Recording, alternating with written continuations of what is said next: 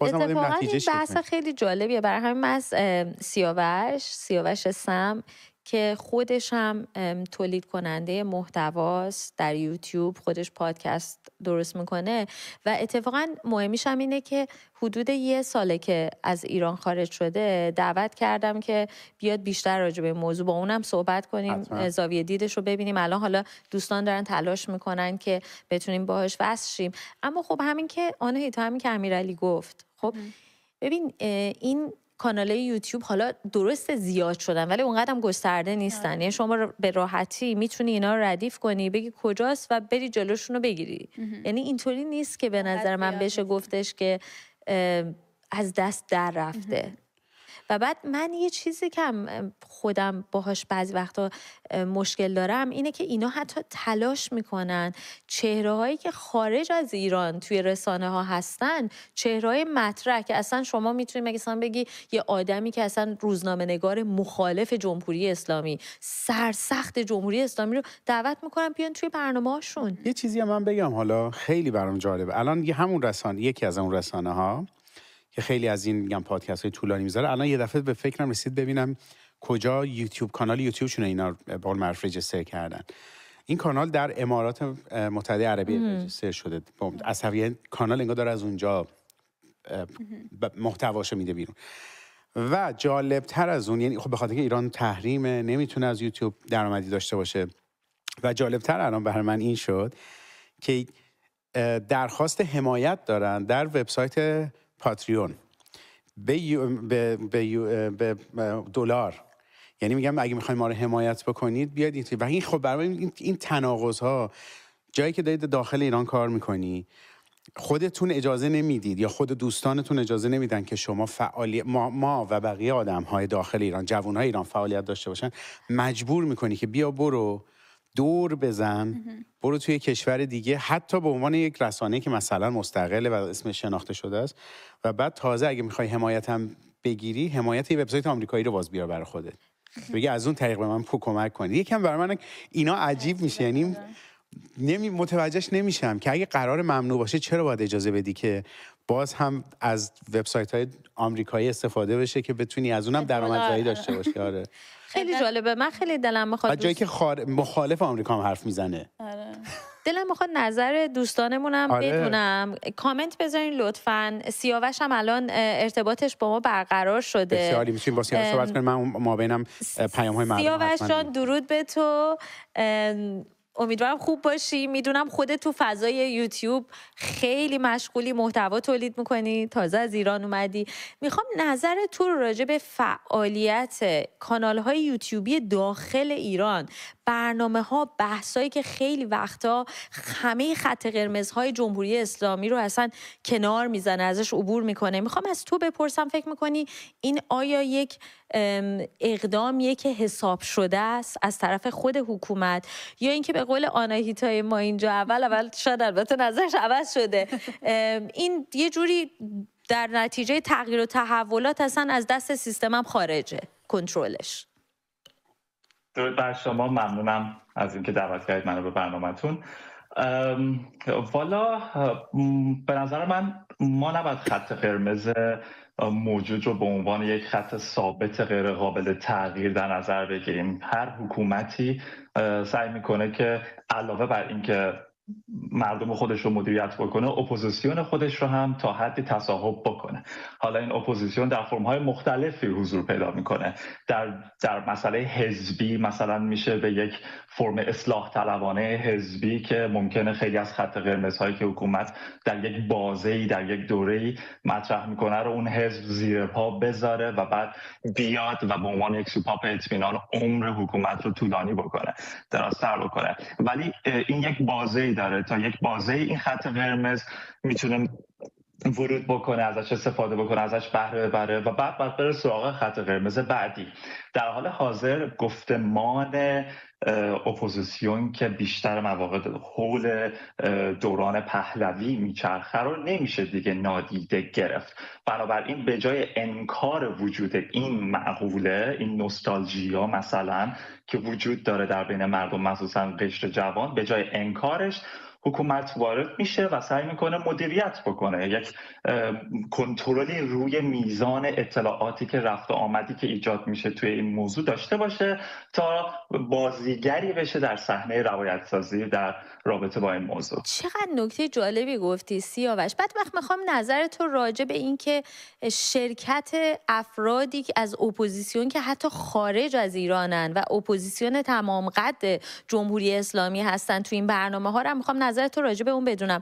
اینو خیلی جالبه یه چیزی بهتون بگم. بعد از اینکه ما مستند پرویز ثابتی رو پخش کردیم، یکی از همین کانال های یوتیوبی با علی حمید سازنده این مستند جنجالی تماس گرفت از داخل ایران و خواست ازش دعوت کنه که توی بحثی راجع به ساواک شرکت کنه.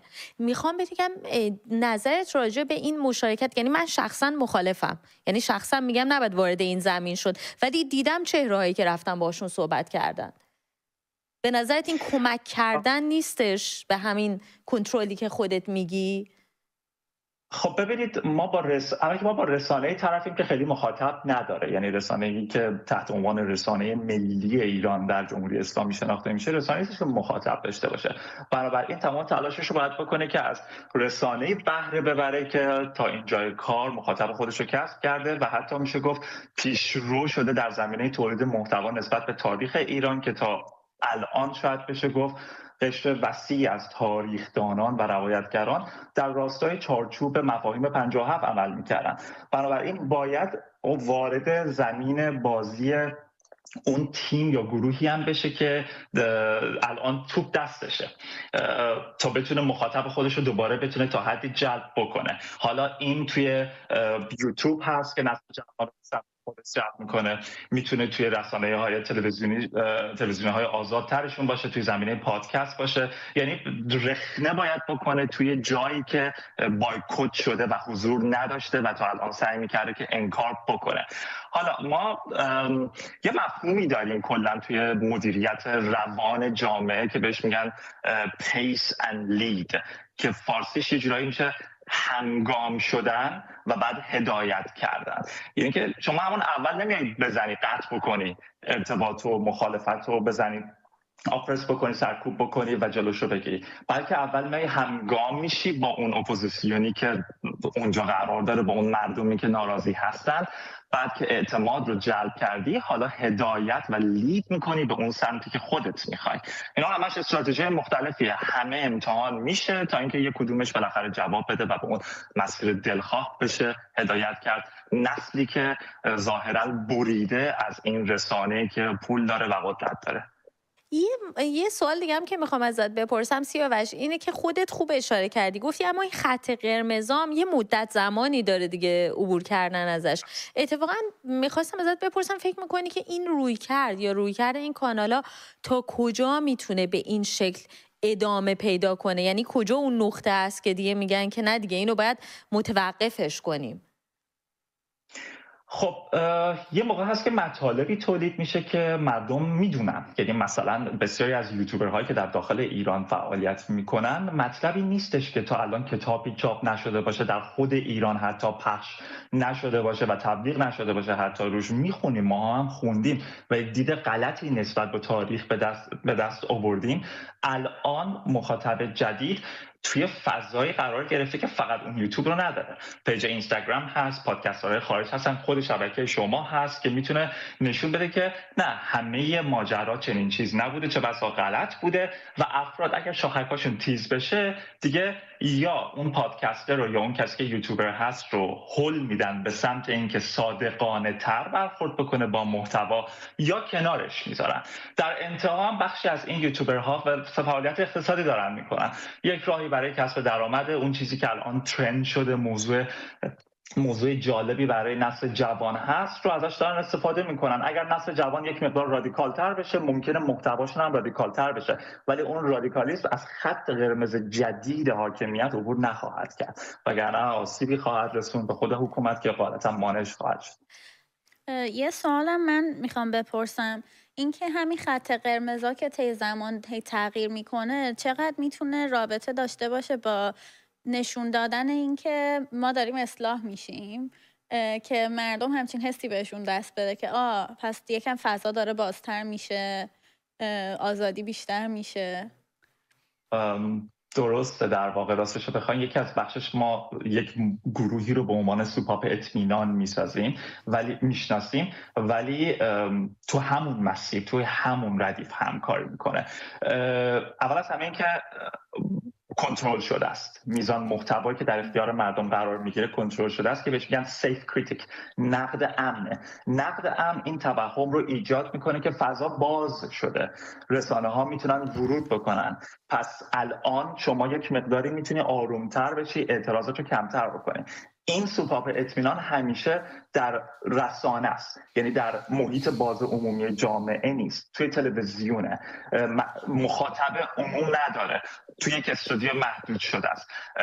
از مهمانانی مثلا دعوت میشه که بهش میگن کوآپت هستن، میشه گفت خیلی مواقع همراستا با ایدئولوژی حاکمیت همکاری میکنن، همگام هستن، ولی ممکنه به یک بیان همون محتوای گذشته، همون مفاهیم گذشته رو دوباره بیان بکنن. همه اینها این حس ممکنه که به عموم مردم انتقال بده که فضا بازتر شده، من لزومی نداره که خشمم رو بیان بکنم، از زبان من داره این خشم بیان میشه و گوش شنوایی باز شده. این رو ما توی انتخابات اخیر هم داشتیم. بسیاری از حرفایی که گروهی از اپوزیسیون میزدن، مثلا سهمیه‌های جنسیتی و یا مسائل مثل اهمیت دادن به اقلیت‌های دیگه، توی همین انتخابات اخیر هم مطرح شد برای اینکه بتونن گروهی از مردمی رو که هنوز دو به شک هستن، هنوز خاکستری هستن، یک مقدار دوباره ورود بکنن، بگن بی هزینه تر، یعنی امکان این باز شدنه بدون هزینه برای شماها فراهمه. حالا تا ببینیم که به قول معروف الان از این دیوار به اون دیوار فرجه چی میگن، این ضرب المثل یه همچین حال، از این ستون ببخشید ضرب المثل رو همه نمیدونم چرا فراموش کردم. سیاوش جان مرسی ازت، خیلی نکات بسیار قابل توجهی رو راجع بهش صحبت کردیم. ممنونم ازت، بازم توی بحث آینده با همراه خواهیم بود. خواهش می‌کنم. متشکرم. از این در به اون در فرجه رو نمیدونم واقعا از کجا آوردم، اما بریم زمان حرفشون نمیتونم حرف بزنم، یه چیزی بگم؟ نه دیگه، الان تهیه کننده برنامه بالبال داره میزنه، نه داره بالبال میزنه، میگه که ما بریم. به من گفت اوکیه یه استراحت کوتاه بکنیم، برمیگردیم.